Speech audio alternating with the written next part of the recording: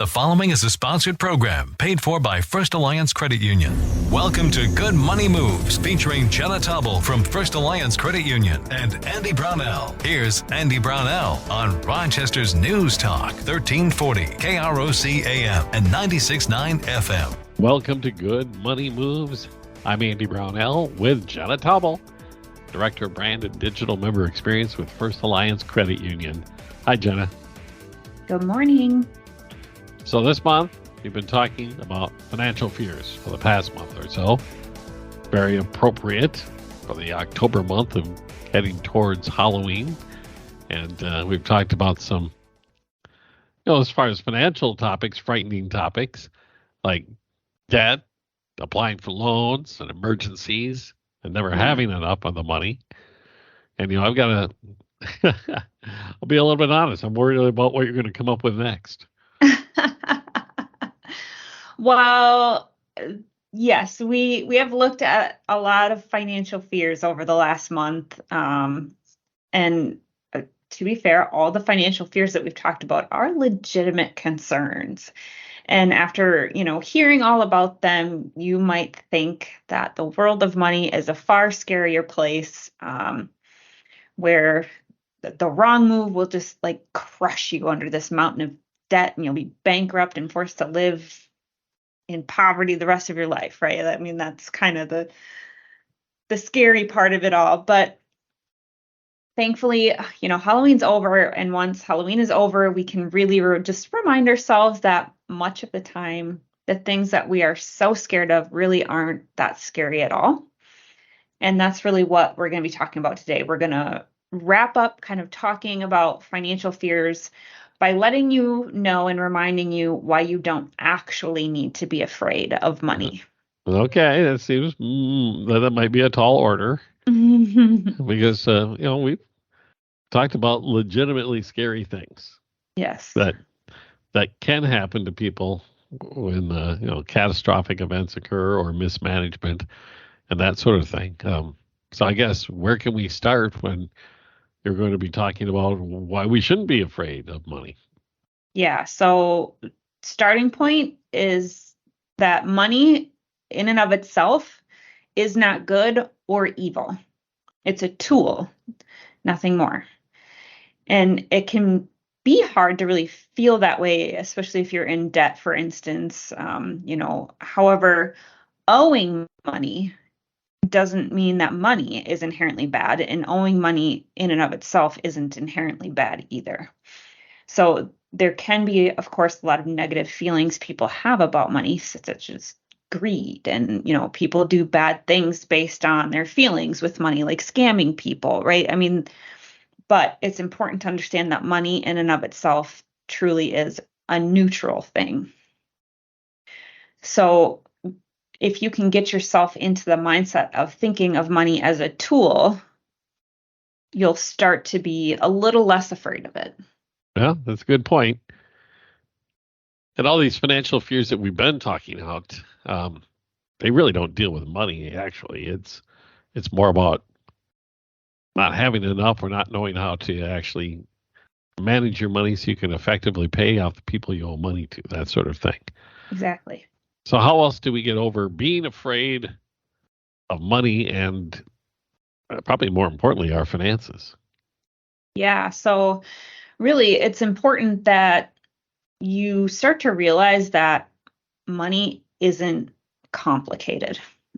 And I say that as we're talking about it every single week, right? And this, again, might be a bit controversial, especially when you can see multi-page contracts for loans, or you hear about really complex, accounting maneuvers that Wall Street and brokerage firms discuss, or, but the truth is that for most people, money is nowhere near as complicated as TV would make it out to be, let's say, right? The big thing is that there's terminology related to money that, you might have heard before that can make it feel really complicated. But typically that's just because you don't know what that term means. But once you know, it feels a lot less complex. So for instance, if you hear the term liquidity, You might not know what that means right away. But once you learn that liquidity just means how easily you can convert something into cash. Sure. In other words, how quickly and easily can you sell it without losing value or losing money? It becomes a lot less complex and scary. Sure. So now, if you hear somebody talking about whether an asset is liquid or not, you'll know exactly what they're talking about, and it won't feel so out of reach or so complex. That makes sense. I mean, everything has its own jargon, Yeah. and the people who work in that industry understand their jargon intimately, and others not so much. Yeah. So I Exactly. imagine that the more you learn about money, the less scary it becomes. I mean, that just seems like common sense. Exactly. Knowledge is power. And I should also point out that learning about money is also known as financial literacy, something else we talk about all the time on Ta-da! this show, right? Yes.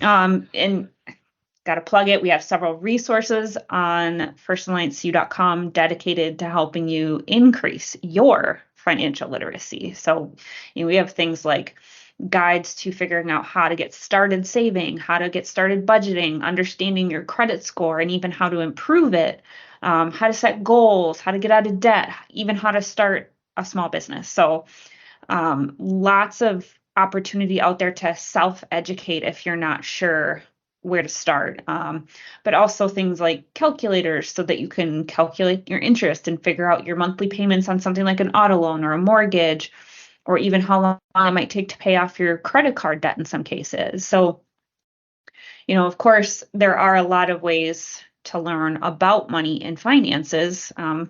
There's so many books available on the subject. YouTube has tons and tons of great videos dedicated to really helping you learn more about money and finances as well, some better than others. First Alliance even has videos on YouTube like talking about all this stuff. So, of course, if you would rather just sit down face to face with somebody, you can always sit with one of our member advisors or a lending advisor.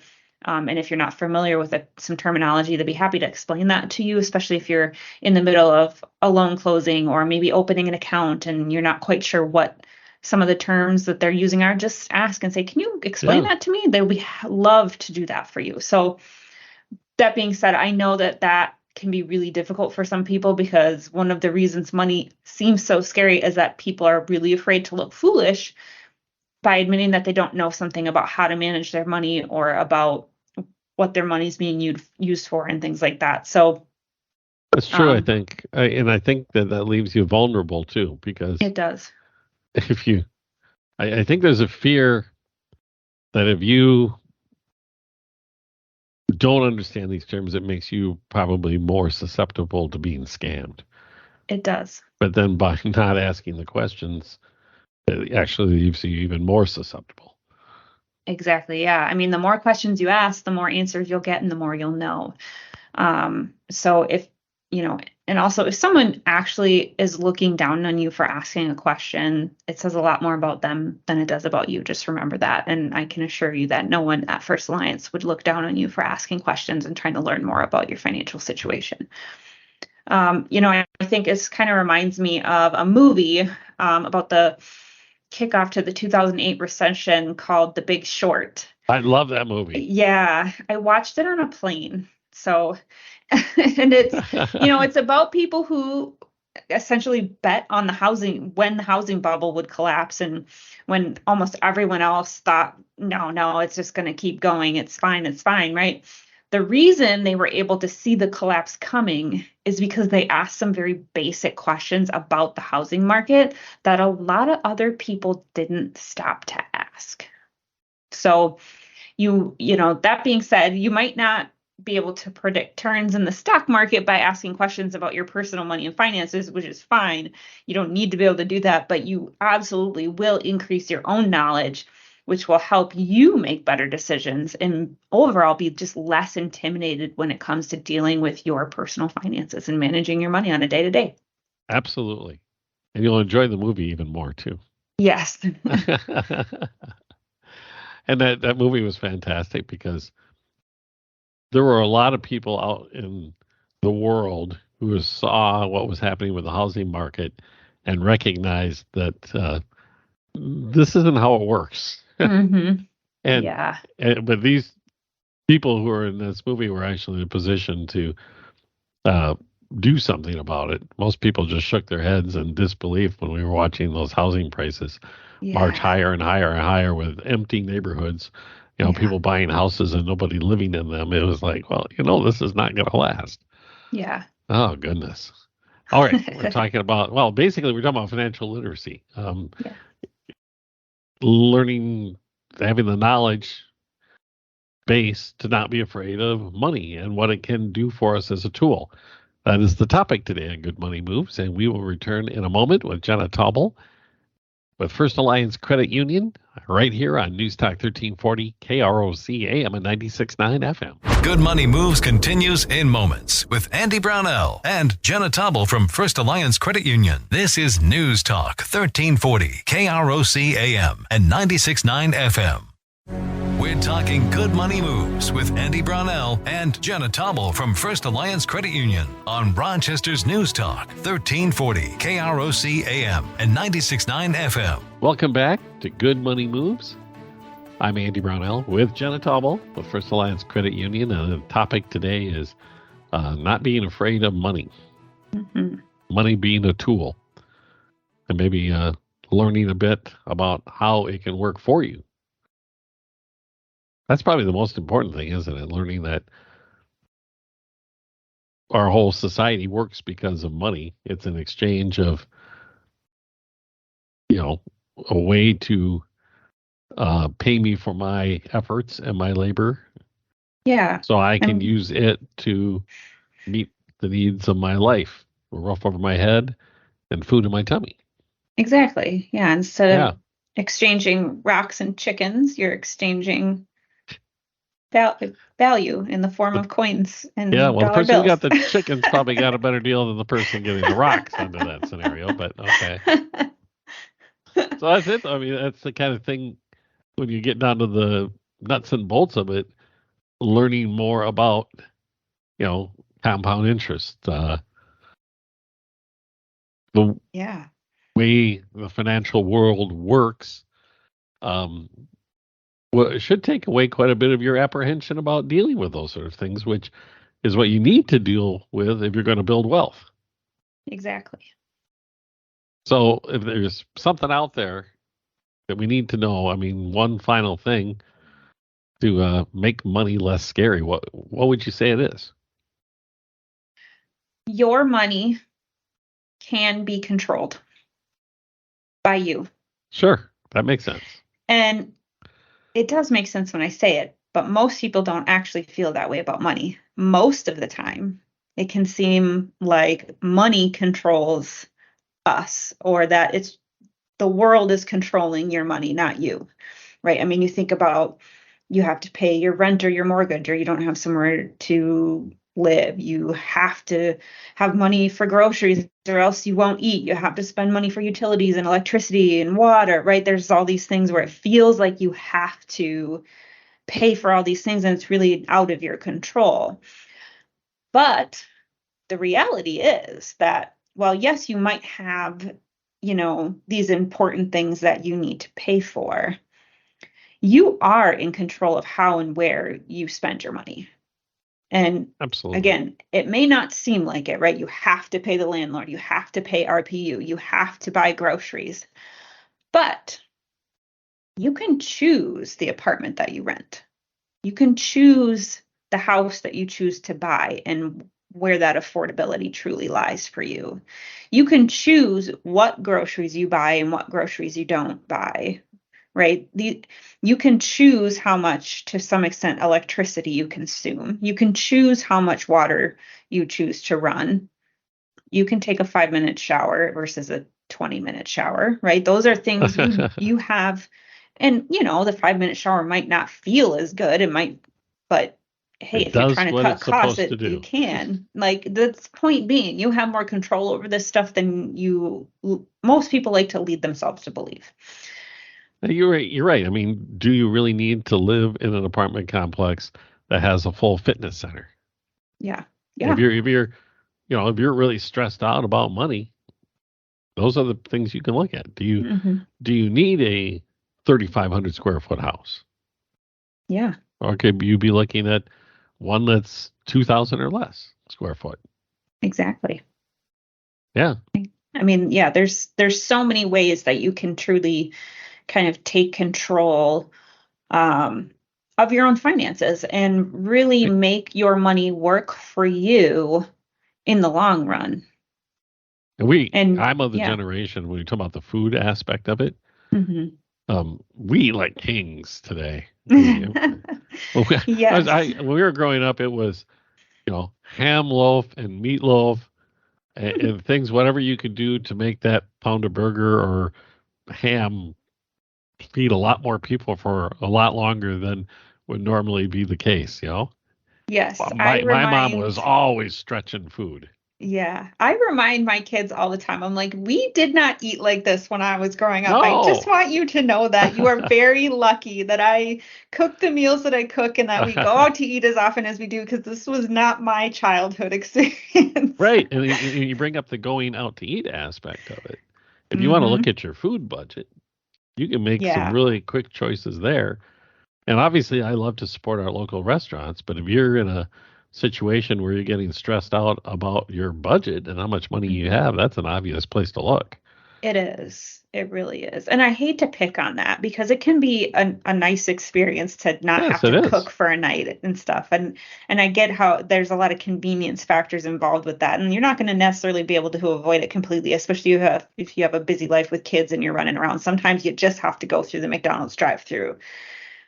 But, could you maybe instead pack some peanut butter jelly sandwiches for the road? And, I mean, this little things really, they don't take a long time to make those. It's a quick way to cut some costs and still feed your family. So sometimes you just have to get a little creative and get outside of your normal habits that you've developed. In other words, find a way to live. If you're not going to go out and find a way to make more money, however that may be, find a way to live within the amount of money that you are making. Yeah. Yeah. That'll take stress out of your life right there. It absolutely will. Yeah. And I think, that's really where we talk about this every single episode, Andy, but it is because it is so, so fundamental to taking control over your money and not letting your money control you. And that is really creating that budget or that spending plan. Because you can't make changes if you don't know where you already stand. And if you've never gone through that process before, doing that is really where you start. And, I think no matter, what you call it, right? The budget, the spending plan, the effect of going through that process is the same. When you create it and you stick to it, you start to determine where your money goes, because you're now going to be spending money based on your priorities, not just monthly bills that are coming in and then casually spending wherever else. Right. You get to kind of start to make some decisions about, where spending your money is important to you. And you get to be in control of those choices. And I look at, things like, it amazes me how much money can be spent on entertainment today.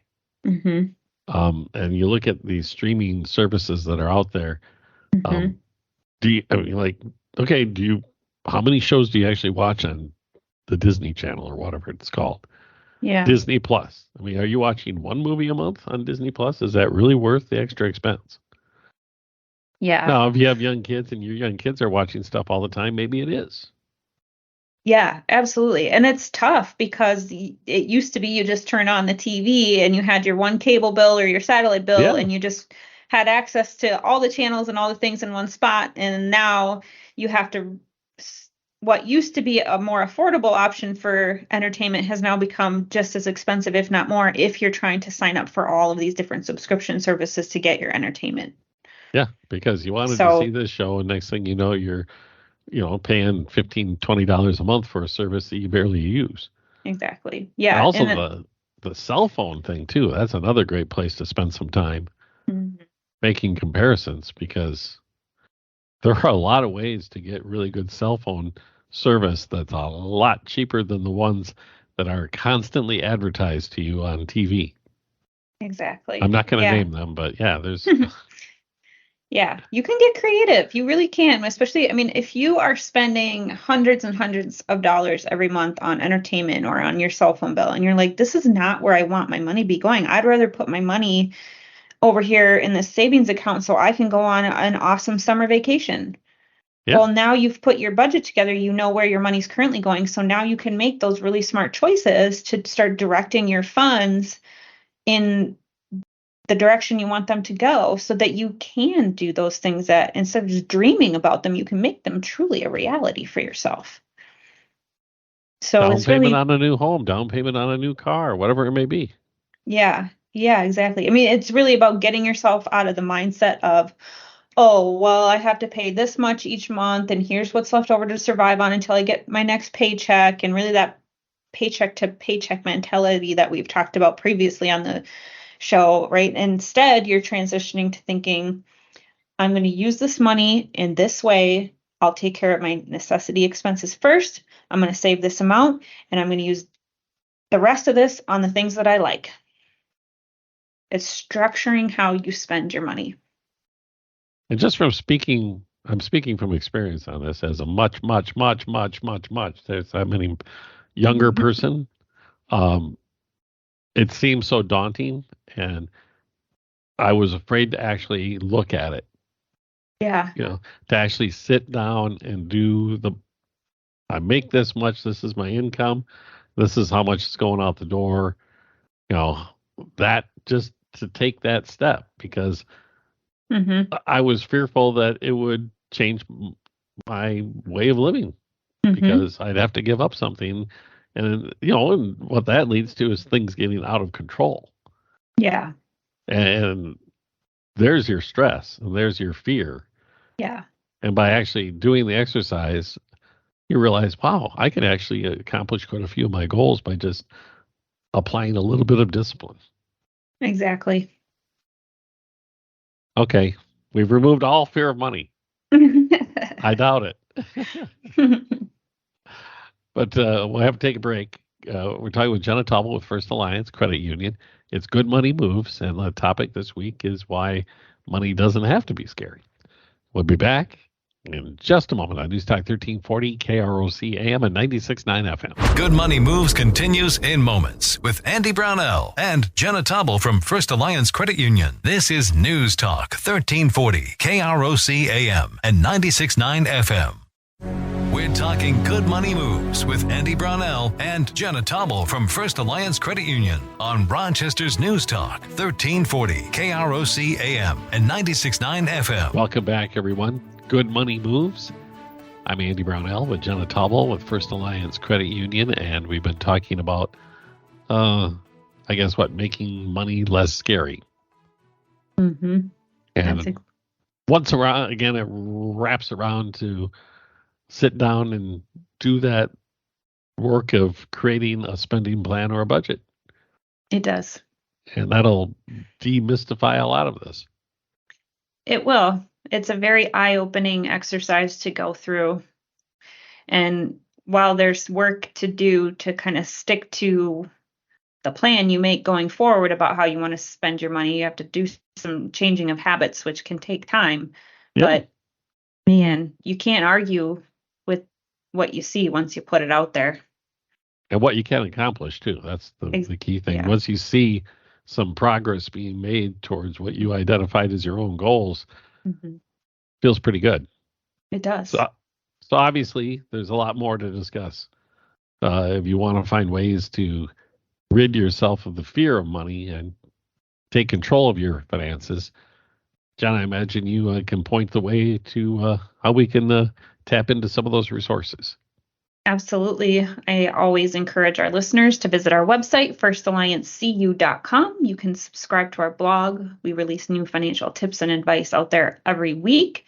You can listen to past episodes of this show on firstalliancecu.com/podcast or on krocnews.com.